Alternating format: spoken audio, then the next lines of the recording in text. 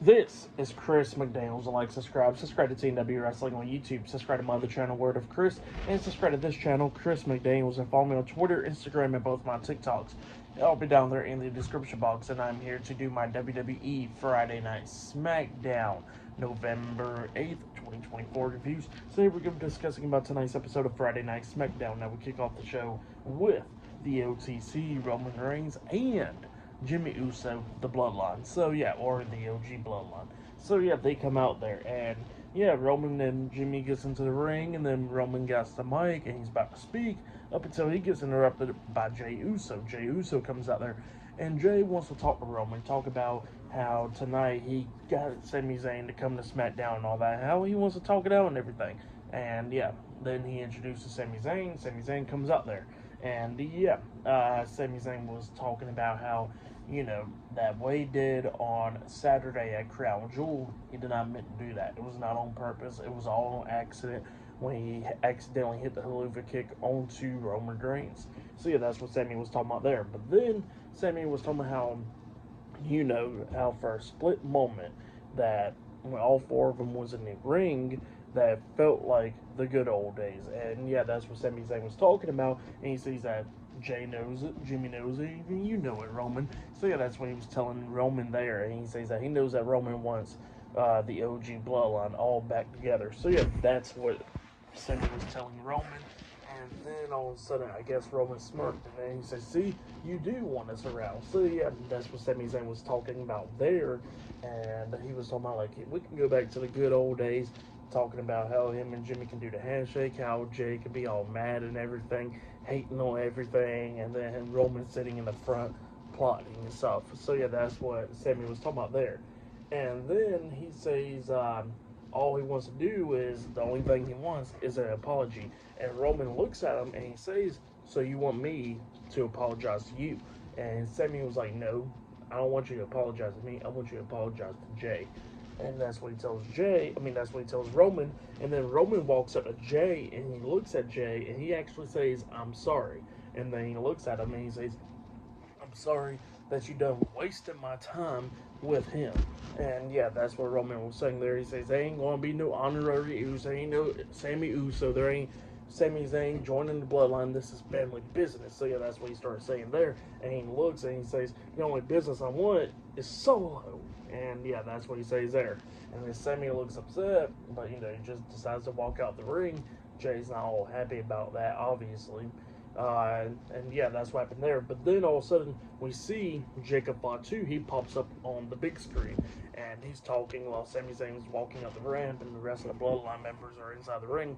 And he says that Solo don't listen to demand from anybody else. He says that Solo is the tribal chief now, and everybody's going to be respecting Solo. And since he's the tribal chief, he comes out there whenever he feels like it, not when anybody else tells him. So yeah, that's what Jacob Fatu tells Roman Reigns and the rest of the bloodline. So yeah, that's what happened there. Pretty good segment.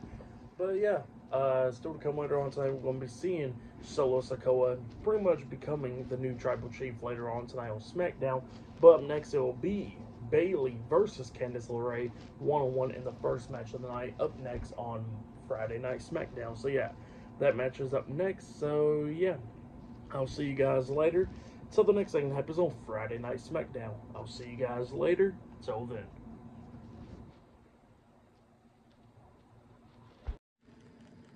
So the next thing to happen on Friday Night SmackDown, we get to the first match of the night. But before we talk about that first match of the night, we got to talk about a segment that actually happened backstage. So yeah, we see Roman Reigns and Jimmy Uso walking around backstage, and then all of a sudden Jey stops Roman and says, "Hey, I just wanted to speak to you." And Roman looks at him, he says, "Nah." And then Roman was trying to walk off, Jey grabs onto his arm, and he says, "Only 2 seconds of your time." And then Roman looks at him, he says, "Well, if you care that much about Sami and all that, how are you going to look for him, and you going to talk to him and all that stuff?" See, that's what Roman tells Jey. And Jey looks at Roman and he says, "I already told you once, don't be disrespecting me like that," and all that stuff. So yeah, that's what Jey says to Roman, and then he just walks off. And then Jimmy looks at Roman and says, "Hey, that ain't cool." And then Roman looks at Jimmy and says, "Did I told you can talk to me like that?" He says, "How about you go look for your damn brother too?" So yeah, that's what Roman tells Jimmy. So yeah, Roman's just popping off tonight. Yeah, and then Jimmy walks off too. So yeah, that's what happened there. But then after that, we get to the next match of the night. It was Bayley versus Candice LeRae 1-on-1. And this match, it was pretty decent. Both of them was going back and forth and everything. Bayley coming up near falls at one point. She tries to hit a flying elbow drop onto Candice LeRae off the top turnbuckle, but Candice rolls out the ring. Well, Bayley gets out of the ring as well, chasing after Candice. Candice runs back into the ring, but then all of a sudden starts clutching her knee and stuff, claiming is injured. Well, the referee tells Bayley that she got to step back. Well, Bayley turns her back, all upset and stuff, and then Candice LeRae fakes the injury, tries to come up and roll up Bayley for the pin, but Bayley reverses it and sits on Candice, pinning her for the 1, 2, 3. So yeah, Bayley defeated Candice LeRae tonight in a 1-on-1 match. That's what happened. It was a pretty decent match for tonight. I'll give it 2 stars is what I'll give it, but yeah, that's what happened there. But then after the match ended, we see the WWE Tag Team Champions, Chris Sabin and Alex Shelley, the Motor City Machine Guns, and then Johnny Gargano comes up, and Gargano wants to talk to Motor City Machine Guns, talking about how they're doing great and all that, and how, he can't wait to see him punch Grace Waller in the face because he has a punchable face. So yeah, that's what Johnny Gargano tells the Motor City Machine Guns. And it was alright, thank you, and we can't wait to get in the ring with DIY one day. So yeah, that's what the Motor City Machine Guns was saying. And then they walked off, and then Tommaso Ciampa comes up asking Johnny Gargano what the hell was going on. And then Gargano was talking about how he knew Alex Shelley since he was 19 and all that.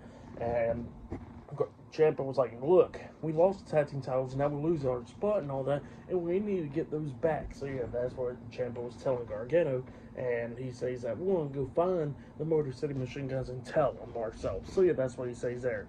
And then Ciampa walks off, and then we see Randy Orton come walking past Gargano all pissed off, and he's heading towards the ring. So yeah, up next we're going to be seeing Randy Orton on SmackDown. So yeah, I'll see you guys later until the next thing that happens on Friday Night SmackDown. See you guys later. Till then.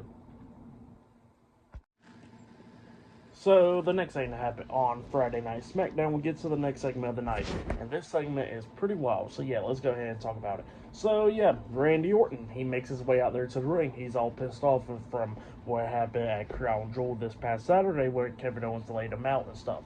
So yeah, he gets into the ring and he starts calling out Kevin Owens because he's ready for a fight. And yeah, all of a sudden, Kevin Owens comes out there, but there's a referee and there's one of the agents out there, making sure that Kevin Owens don't get to the ring. And he gets a t-shirt that says, Kevin is right, by the way. And yeah, Orton keeps on telling Kevin Owens to get into the ring so he can beat his ass and all that. So yeah, that's what Randy Orton's telling Kevin. Well, then Kevin looks like he's about to walk away, but then all of a sudden he just pushes the ref and all them aside, and he runs to the ring, and then Randy Orton and Kevin Owens starts brawling inside the ring. A bunch of security guards trying to stop him and all that, trying to pull him apart. Orton then gets kicked in the stomach by Kevin Owens. Well, then Kevin grabs Orton, and it looks like he's setting up for a power bomb, but instead of hitting a power bomb, he decides to hit a freaking power driver. Yeah, Kevin Owens hits Randy Orton with a power driver on SmackDown, a move that's been banned for so long. And by the way, even Michael Cole and Corey Graves are saying on commentary that the power driver has been banned for years now. Last time we actually seen the power driver on SmackDown, like not the Tiger Driver or anything. I'm talking about the power driver. The last time we ever seen that on a WWE show was CM Punk and John Cena's match on an episode of Raw in 2013, and it was banned then. So yeah, that is some crazy stuff that we actually got to see a power driver on SmackDown tonight with Kevin Owens laying out Randy Orton. Yeah, I'm not even gonna lie, Crash Out Kevin Owens has been one of my favorites for sure. But yeah, that was crazy right there. And they, the announcer sold it as it being banned and all that, which it is. But yeah, that's the first time we actually see a power driver on SmackDown, and it actually meant something too. It's not a move that you just bust out and all of a sudden boom, it actually meant something. Because after Kevin Owens hits the power driver onto Randy, Kevin Owens gets out the ring and he walks off. Well, we see the undisputed WWE Universal Champion Cody Rhodes coming down there, checking on Randy. The ambulance and stuff, EMS comes out there, putting Orton on the stretcher, sending him to inside the ambulance truck and sending him off to the hospital. So yeah, the power driver actually meant something tonight on SmackDown. on AEW and all that, they can bust out power drivers all the time. It don't mean nothing, but the power driver actually meant something on SmackDown, which was crazy. But yeah, it was pretty cool to see that move brought back on pretty much a little special occasion right here, with Crash Out Kevin. But yeah, that's what happened there. Great segment. I really like it. More stuff to come later on tonight on SmackDown. But yeah, I'll see you guys later. Till then. So the next thing that happened on Friday Night SmackDown, we get to the next match of the night. It was a tag team match. It was Tommaso Ciampa and Johnny Gargano, DIY versus Elton Prince and Kit Wilson, Pretty Deadly in a tag team match. And well, this wasn't even a tag team match because it became like a 2-on-1 handicap match. And I'm talking about with one guy beating up two guys. So yeah, let's go ahead and talk about it. So yeah, Ciampa was a legal guy in, and same for Elton Prince, and Ciampa was just beating the hell out of Pretty Deadly, just tossing him around. He's been all pissed off. He threw Kit Wilson over the barricade, laying him out, and then started slamming Elton Prince's head into the steel steps and the announce table multiple times. He throws Elton Prince inside the ring. Gargano wanted to tag him, but Ciampa didn't tag him in. He just picks up Elton Prince and then hits the fairy tale ending onto Elton Prince, pinning him for the 3 count. So yeah, DIY defeated Pretty Deadly tonight in a tag team match, and Ciampa was all happy. He tells Gargano to come on. So yeah, then he just walks off all pissed off. But yeah, there's that side of Gargano right there, the black card right there. I mean, of Ciampa, my bad. But yeah, that's what happened there. Pretty decent stuff for the match and all that. I'll give it 1.5 stars because of, with them doing stuff with Ciampa's character. So yeah, that was pretty cool there. But yeah, still more stuff to come later on tonight. A-Town Down versus Motor City Machine Guns in the tag team match. Solo Sikoa is on SmackDown later on tonight, becoming the new Tribal Chief. And up next, we're going to be seeing the WWE Women's Tag Team Champions Bianca Belair and Jade Cargill versus Miss Money in the Bank Tiffany Stratton and the WWE Women's Champion Nia Jax in the tag team match up next on SmackDown. So yeah, I'll see you guys later. Till then. So, the next thing that happened on Friday Night SmackDown, now before we talk about the next match of the night, we got to talk about a segment that happened backstage. So, yeah, we see the WWE Women's Champion, Nia Jax, and the Miss Money in the Bank, Tiffany Stratton and Candice LeRae. So, actually, it was Candice LeRae and Tiffany Stratton talking at first. Nia Jax comes up because Tiffany and Candice is arguing. Tiffany was talking about how Candice lost against Bayley tonight and all that, and how it didn't mean much and all that, and how she's going to be on Nia's side and not Candice. So, yeah, they was arguing about that stuff. And then, Nia Jax found out that they got a tag team match against Bianca and Jade. And Tiffany was talking about how she gets a whole plan, how she's going to show Bianca and Jade that Nia Jax is the most dominant female on SmackDown. So yeah, that's what she was talking about there. Got a whole plan and all that. So yeah, that's what he was talking about there. But then we get to the match. It was the WWE Women's Tag Team Champions, Bianca Belair and Jade Cargill versus the WWE Women's Champion, Nia Jax, and Miss Money in the Bank, Tiffany Stratton, in the tag team match. So yeah, we get to this tag match. In this match, it was a pretty good one. Both of these teams beating the hell out of each other. Jade Cargill actually has suplex onto Nia Jax at one point. Nia Jax and Tiffany almost picked up the win when Nia actually tags in Tiffany. Nia lifts up Bianca up on her shoulders, and then Tiffany jumps off the second turnbuckle with a blockbuster, the swinging neck breaker into a Samoan drop, which was pretty nice. I only got a 2 count out of that. Well, then Tiffany starts taking control of this match. Actually, Bianca was taking control of this match, beating down Tiffany and all that. And Bianca actually climbed up the top turnbuckle after Nia and Jade was laid out. Well, the referee was paying attention to Nia or whatever. And then that's when Candice LeRae comes up, pushing Bianca off the top turnbuckle. And Tiffany was talking about how she don't need Candice's help and all that, screaming that out. And then Naomi comes up, going at it with Candice LeRae outside the ring, both of them brawling and stuff. And then we see Nia Jax and Jade Cargill taking out each other outside the ring as well. Tiffany was trying to hit the prettiest moonsault ever onto Bianca, but Bianca pushed her at the second turnbuckle, lifts Tiffany up on her shoulders, hitting the KOD onto Tiffany, pinning her for the 1, 2, 3. So yeah, Bianca Belair and Jade Cargill defeated Nia Jax and Tiffany Stratton tonight in a tag team match. That's what happened. Pretty good tag match. For that match, I'll give it 3 stars. That's what I'll give it. But yeah, Up next, it'll be A-Town Down Under versus the Motor City Machine Guns up next in a tag match. And later on tonight, we're going to be seeing Solo Sikoa becoming the new Tribal Chief. So yeah, I'll see you guys later. Until then. So, the next thing to happen on Friday Night SmackDown, we get to the next match of the night. It was Chris Sabin and Alex Shelley, the Motor City Machine Guns, the WWE Tag Team Champions, versus Austin Theory and Grayson Waller, A-Town Down Under, in a tag team match. So yeah, we get to this match. In this match, it was a pretty good one. Both of these teams beating the hell out of each other, coming up near falls a lot of times in this match. There was some pretty cool spots in this. Like at one point, Alex Shelley had had Austin Theory. Chris Sabin was up there on the top turnbuckle. He jumps off for a missile drop kick to the back of Austin Theory into a flatliner onto him, which was pretty nice, and they only got a 2 count. Well, at one point, I think it was Chris Sabin that actually had Theory rolled up for a pin, and then Grayson Waller breaks at the pin at the count of 2 by hitting a roll-in flatliner onto Sabin, and he only got a 2 count out of that. But then we start getting towards the ending of this match where we see Grayson Waller up on the second turnbuckle, and he jumps off with a massive elbow drop, but Sabin moves out the way. Sabin only got a 2 count out of it from the backslide, but then he grabs Waller, and they hit their tag team finish move where Alex Shelley climbs up the top turnbuckle, and they hit that splash neckbreaker combination onto Waller, and they pin Waller for the 1, 2, 3. So yeah, the WWE Tag Team Champions, the Motor City Machine Guns, defeated A-Town Down Under tonight in a tag team match. That's what happened. Great tag team match. I'll give that match 3 stars. That's why I'll give it. Pretty good tag match between those two teams right there. But yeah, then we see Roman Reigns backstage, because up next we are going to be seeing Solo Sikoa becoming the new Tribal Chief up next on SmackDown. With his bloodline, with Jacob Fatu, Tama Tonga, and Tonga Loa up next on SmackDown. So yeah, I'll see you guys later until the next thing happens on Friday Night SmackDown. See you guys later. Till then.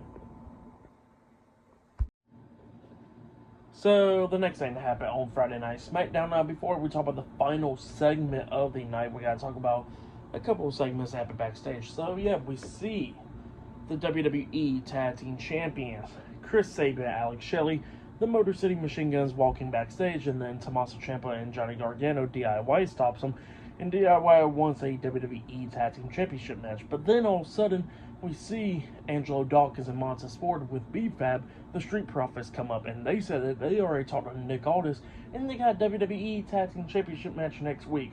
And Tommaso Ciampa was talking about how this shit ain't fair, pretty much, and he throws a temper tantrum, and then he walks off. So yeah, that's what happened there. But yeah, next week it'll be Motor City Machine Guns versus the Street Profits for the tag team titles. That match is going to be good. And they got Nia Jax versus Naomi for the WWE Women's Championship as well.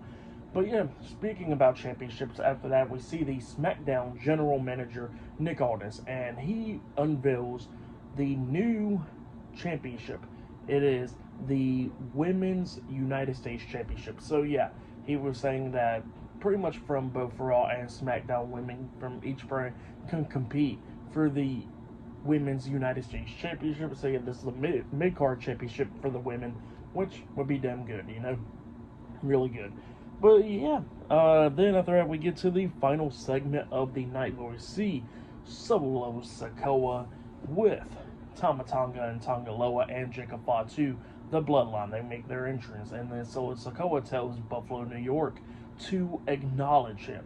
And then all of a sudden, Roman Reigns comes out there, and Roman comes out there, and then Solo looks at Roman, and he tells Roman he better be out there to acknowledge him. So yeah, that's what Solo tells Roman. And then Roman looks at everybody, and he says, does the fans acknowledge you? And the fans are saying no. And then Roman looks back at Solo, and he says, what makes you think I'm going to acknowledge you? So yeah, that's what he tells Solo. And then he says that he wants a one-on-one match against Solo Sikoa to make sure who is the undisputed Tribal Chief. So yeah, that's what Roman Reigns tells Solo.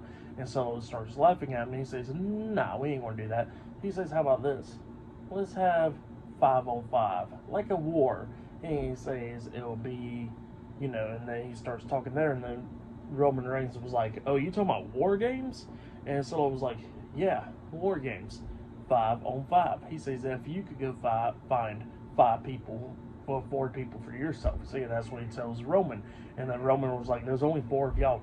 And then Solo starts counting, and he counts himself, he counts Tama, he counts Tonga, and then he counts Jacob, and then he says there's 5. And Roman is wondering who's the 5th person, and then all of a sudden he sees his best friend, Sami Zayn. Sami Zayn comes walking out there. Now he is like out there on the stage, and then we see Roman looking pretty upset that Sami Zayn has joined the bloodline with Solo, and then all of a sudden we see the bloodline attacking Roman Reigns, beating him down, and then we see Jimmy and Jay, the Usos, come running down, try to make the save, but numbers 4-on-3, they're getting beat down as well outside of the ring.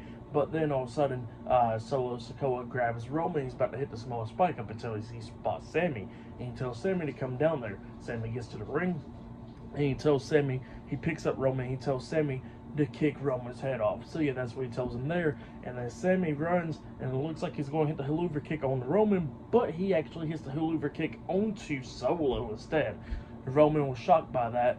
Jacob Fatu gets in the ring, and then Jacob gets hit with the Superman punch by Roman, and then Sami hits the Helluva Kick onto Jacob, knocking him out of the ring.